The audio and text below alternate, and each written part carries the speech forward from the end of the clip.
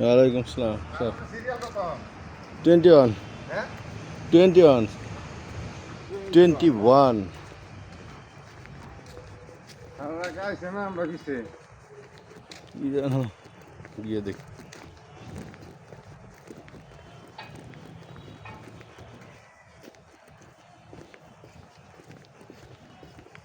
শাল পুরো